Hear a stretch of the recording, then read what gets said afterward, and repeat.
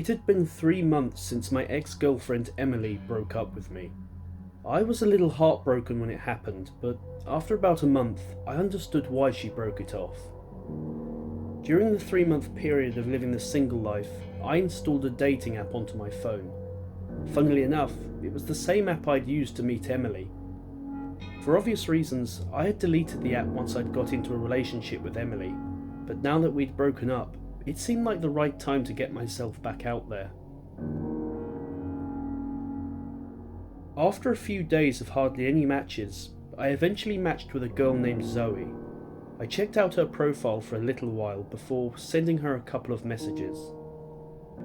Her profile seemed pretty generic, but her page connected me to all kinds of different social media pages, all of which appeared to belong to Zoe. It took a little time until I got a reply, but when I did, I was confused with what she had sent me. She had sent a string of random letters, and then sent another message reading, "Sorry, that wasn't for you." Confused, I ignored the weird messages and continued to message her. About a week had passed and I was really building up a friendship with Zoe. Whilst we didn't necessarily like the same activities, we did share some common interests. Eventually, I asked if she wanted to meet up the following Saturday, to which she said yes.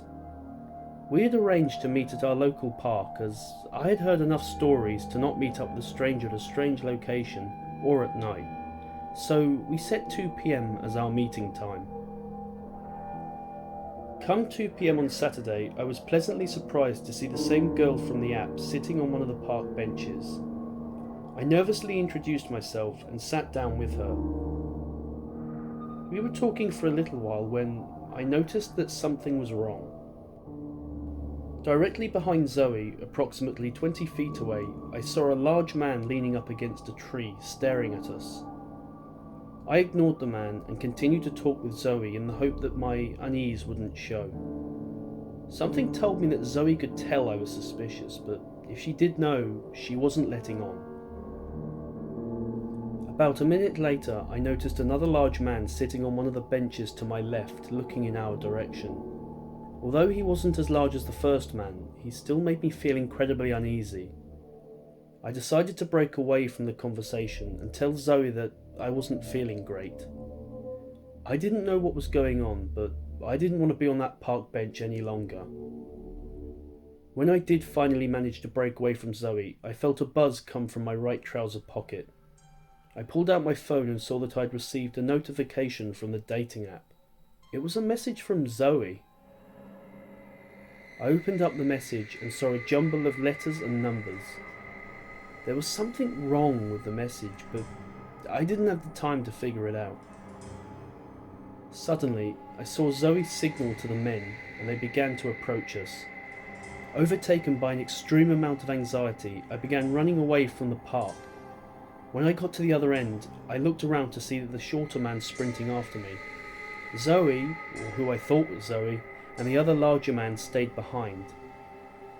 Luckily, I was a lot faster than my pursuer, and I was able to get away.